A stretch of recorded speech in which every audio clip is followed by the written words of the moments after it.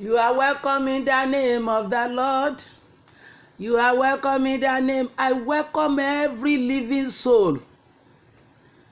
The dead has no more part to play. Well, you are alive, I'm alive. Let's play our game very well. Let's run the race set before us very well. You will end it well. Today is Tuesday when I greet the senior citizen. In the name of Jesus, you will end it well. Hello, Mama. Ọjọ́ alẹ́ yín ó dáa, ó tiẹ̀ ti dáa, ṣùgbọ́n kò ní bàjẹ́.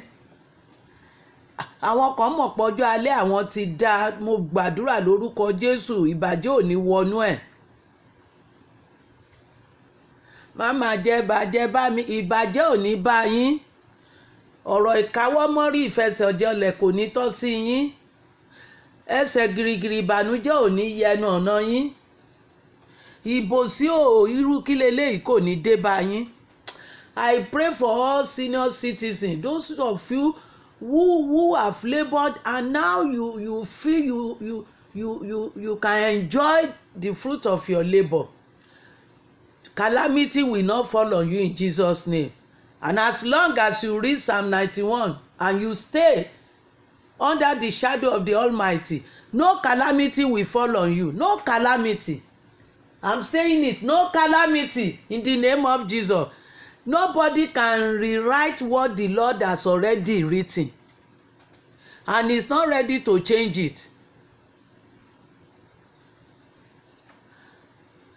Our topic today is joy mixed with unknown.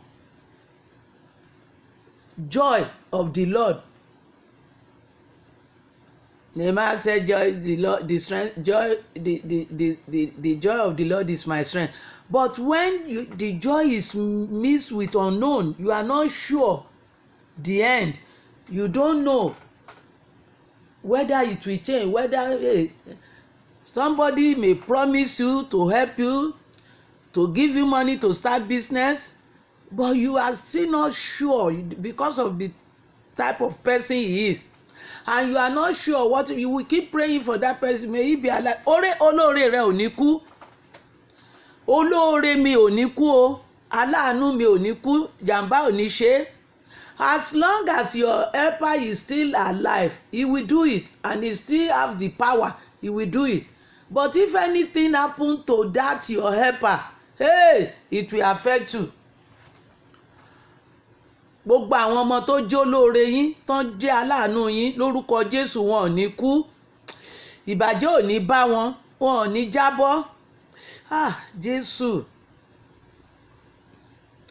The Bible said, whoever the Lord has set free is free indeed. And that is why Jesus came. That Exodus chapter 3 that we are looking at today, if you love reading Bible, in fact already you will have known it. You can start from verse 7, but you can start from verse 1. The Lord said, I have seen the persecution, the pain, the sorrow, the oppression of my people, and I come down to rescue them. God has come down to rescue you, and He will rescue you. That's why Jesus came and said, I come to destroy the work of the devil, the work of taskmaster, the work of oppressors. Hey. And I'm praying it as the Lord keeps showing it to me. All those who are in the den of mockers, of oppressors, of taskmaster, of witchcraft, the Lord will set you free now in the name of Jesus, except He did not show it to me. Gbogbo ìdè ni ó já. Ayérayé Ọlọ́run àwọn ọmọ ogun yóò tú ẹnìkọ̀ọ̀kan sílẹ̀. Àwọn burúkú èyí tí wọ́n ń lò, iná ó jó dànù. Agbára tọ́ta ẹ̀ gbójúlé yóò dòkú mọ́ lọ́wọ́. Ẹlẹ́rù ó gbé o, ẹlẹ́rù ó gbé o. Joseph dreamt He dreamt that he will be king. He didn't ask for the dream, just gave it to him that this is the plan I have for you. God has good plan for you, brother. He has good plan for you, my sister. And some people gang together, even from his own blood lineage. They said, no, what God said will not come true. And it's still happening. Who are those standing against you in your office? Who are those standing against you in your matrimonial home? Who are those standing against you in your marketplace, in your office, in the school? I heard that a lecturer, when I went for 1 year, I went for exam at Unilag where I did my degree program. And the ladies, the regular ladies, they are still there, and they were talking that the course that delayed that lady, she should have gone to LUTH, but the course that delayed her is because the man wanted to sleep with her. And that lady said, I said, if I give it to gate man or cleaner, that's my headache, but you, I won't give it to you. Ew. I learned that a lady refused to give it to a lecturer, and that lecturer said, you won't graduate. Oh.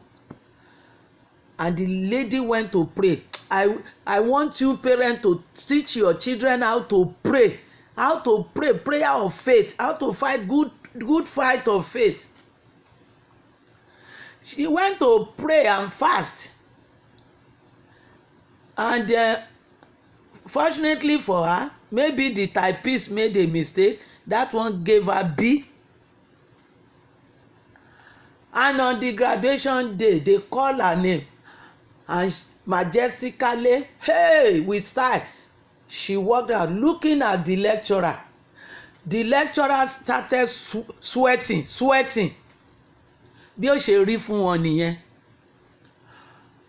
She collected her scroll and she left.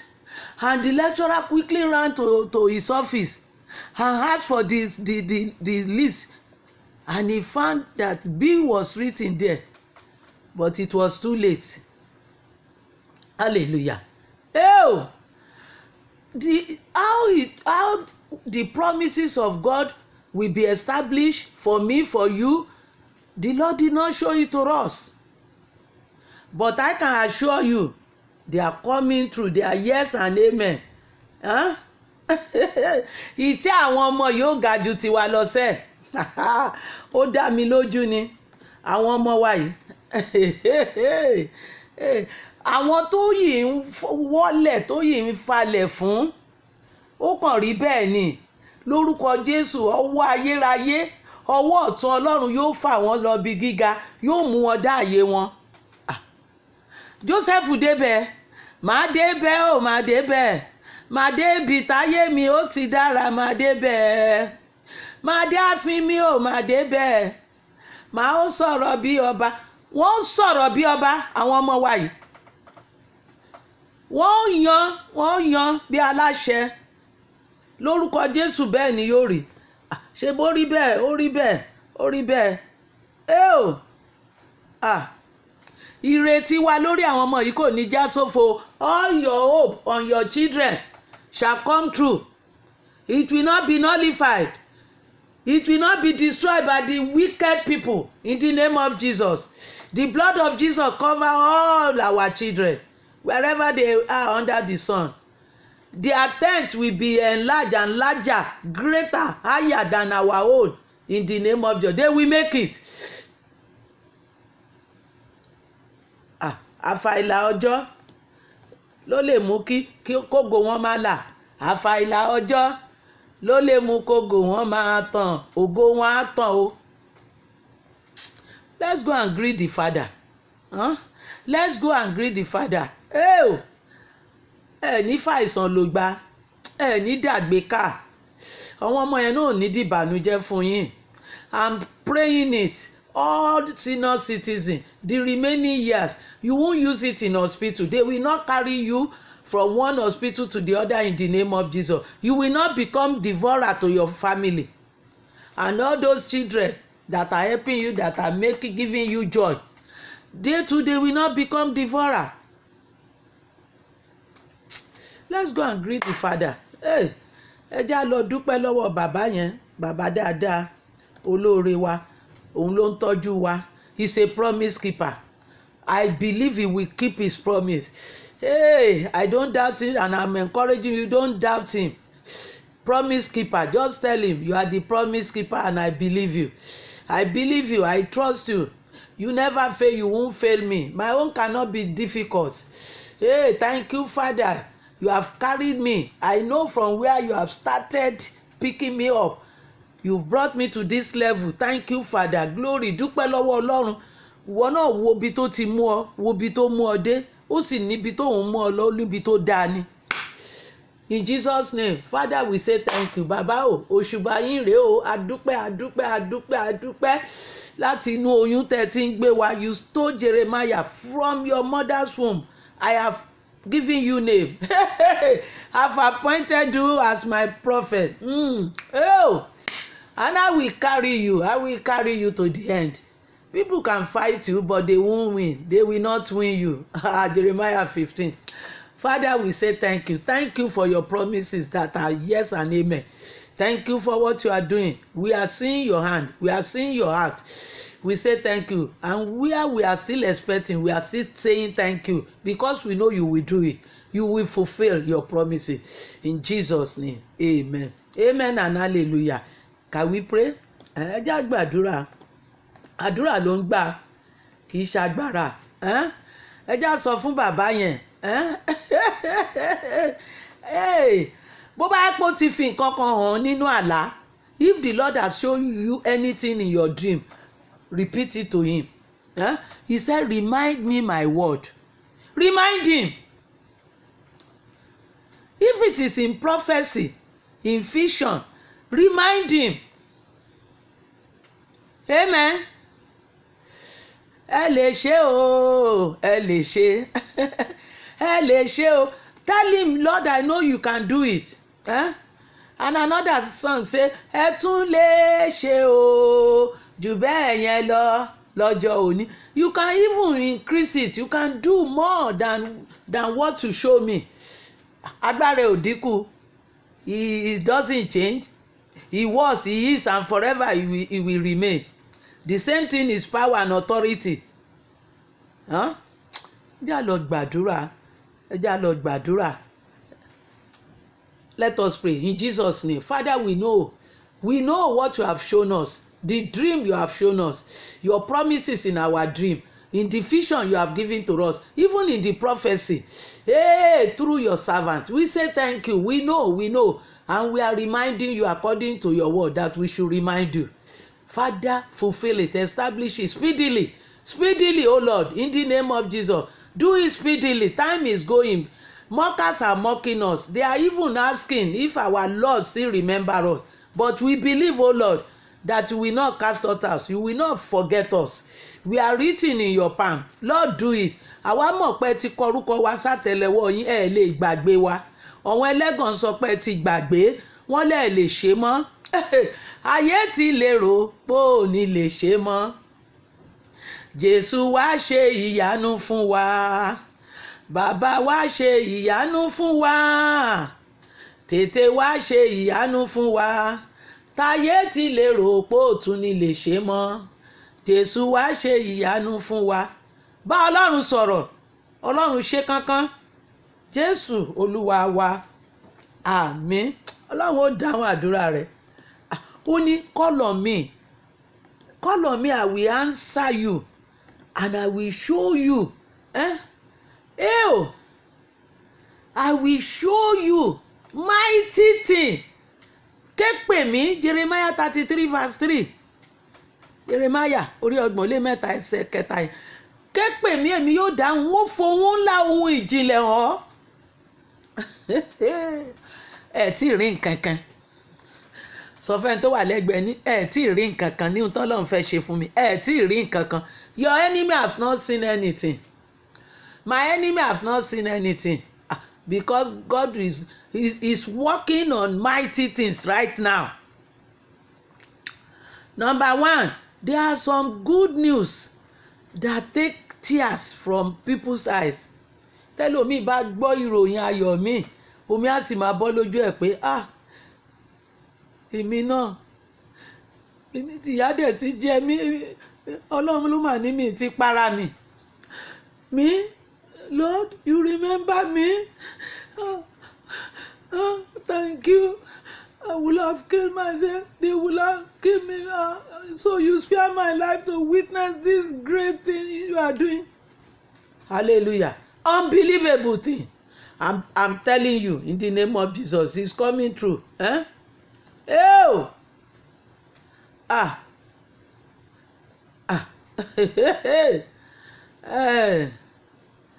The Israelites, the position they were at that particular made them doubt Moses. Can Moses deliver us? Moses will run away. Moses, can he do it? And he returned without army, without legion, without soldier. He came alone. No. How will he able to take all of us about millions? How will he be able to take 2 million people? We and our children and all our cattle. How will he be able to take us out of Egypt? Powerful king, powerful army. Ó mà ṣe o. Ọlọ́run ó mọ àwọn ọmọ wa débi àyè ńlá o.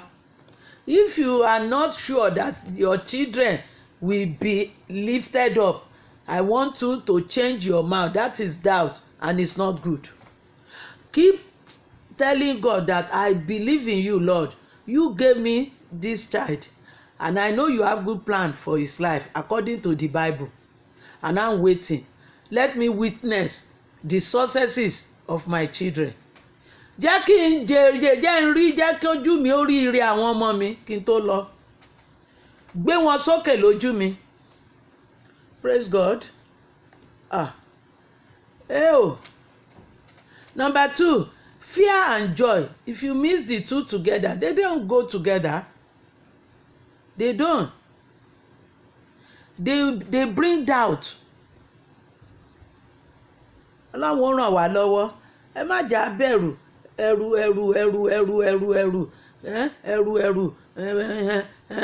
nígbà wo Jacob, imagine when they brought Jacob to Egypt to see Joseph again. When he was coming, maybe he was thinking, what will happen? Will it be true? The person they said they saw, is it true they saw Joseph? Is Joseph still alive? My God, the God of my father, the God of Abraham, the God of Isaac, my father, is your son Joseph still around? But when he saw Joseph, imagine the joy. Inú ẹ̀ ó dùn, ó rí ire àwọn ọmọ yẹn, àní inú ẹ̀ ó dùn sẹ́ẹ̀. Ipò ọlá àwọn ọmọ yẹn ó débẹ̀ lójú wa. Jesus, thank you, Holy Spirit. Number 3, the Israelites who had been under pain for 430 years. Tell me, how will the joy be the day they were leaving Egypt? When Pharaoh knocked at their door, oya, go, Moses, carry your people, go, oya, go and worship your God. Ẹ máa lọ sin Ọlọ́run yín. Nígbà tọ́lọ́run fi ọwọ́ agbára hàn pé èmi lọ́lọ́run, èmi ní jẹ́ èmi ni. Ọlọ́run ó fi agbára hàn wọn ọ̀tá rẹ̀. I am. He is ready to set you free and those children. Ọlọ́run ó sì tú ẹnìkọ̀ọ̀kan wá sílẹ̀. Àwọn ọmọ wa náà Ọlọ́run ó tú wọn sílẹ̀. Mo lọ́lọ́run ó tú wọn sílẹ̀. ẹ já wò kan sí ẹ o owó lulẹ̀ ogun Fáráò owó lulẹ̀ níwájú mi ogun Fáráò ó ṣubú sínú òkun ogun tó ń lé ọ ogun tó takú tó lónìí kọjá lọ bire rẹ yóò wó lulẹ̀ lónìí ó bojú ẹ̀yìn ò ní rí mọ́ lórúkọ Jésù bí àwọn ọmọ Ísírẹ́lì bí wọ́n ṣe kọrin Exodus chapter 15 they sang new song èmi àti rẹ̀ á kọrin tuntun o mo mọ̀ bẹ́ẹ̀ ni mi ò dábàá o á kọrin tuntun ó ti wó lulẹ̀ níwájú mi ó ti wó lulẹ̀ níwájú mi igi àràbà ńlá tí Sátánì tó gbìn síwájú ó ti wó lulẹ̀ níwájú mi ìrókò ràbàtà ńlá tọ́tá mi gbìn síwájú mi ó ti wó lulẹ̀ níwájú yóò wó níwájú àwọn ọmọ yẹn náà lórúkọ Jésù yóò wó any battle that you are facing that is more powerful than you or your children are facing in the name of Jesus shall be scattered today. Isaiah 8 he said let them gang together we scatter them. The last one Lord, all these children that you have given me each one of them let them shine, let them rise and shine. Mo mọ̀ pé ó fẹ́ ó ṣe nífẹ̀ẹ́ èmi náà fẹ́ á gbàdúrà Olúwa jẹ́ kí àwọn ọmọ yìí tó fún mi yìí jẹ́ kán ṣe rere gbé wọn dìde jẹ́ kí ìràwọ̀ wọn yọ ìràwọ̀ wọn sì máa tàn sí lórúkọ Jésù jẹ́ kí ìràwọ̀ wọn mọ̀ yìí tàn sí let their star shine in the name of Jesus. Lift them up, O Lord, where the enemy's hand cannot reach. Remove all cloud away from my children. Cloud, darkness, remove it from them. Let us pray. Olúwa, gbogbo tá à ń pè ní òkùnkùn, Olúwa ṣí kúrò lórí àwọn ọmọ mi. Olúwa ṣí kúrò lórí àwọn ọ̀dọ́ wa nínú ìjọ wa. Olúwa ṣí kúrò lórúkọ Jésù. Gbogbo ọwọ́ òkùnkùn ní orúkọ Jésù iná kó já wọn dànù. Iná ẹ̀mí mọ́ kó já wọn dànù. Ẹ gbàdúrà bẹ́ẹ̀. Father Lord, in the name of Jesus, we pray for all our children. And we remember those who are looking for the seed of the womb as well, or those pregnant women. Father Lord, protect them. Protect them. May the hand of the wicked never touch them in the name of Jesus. All cloud, all darkness, all evil power over them, let the Holy Ghost fire burn them out in the name of Jesus. Let your light shine on our children. Lift them up and let them shine like stars in the name of Jesus. And I pray for pregnant women. You will carry this pregnancy safely in Jesus' name, and you will deliver without operation in the name of Jesus. So it shall be. Gbogbo ẹ̀yin arúgbó wa ẹ jẹun yòókù nínú ayọ̀ nínú ìdùnnú. Ayé ò ní sọmọ dọ̀tá yín, èṣù ò ní gbọmọ lọ́wọ́ yín o. In Jesus' name, amen. Amen.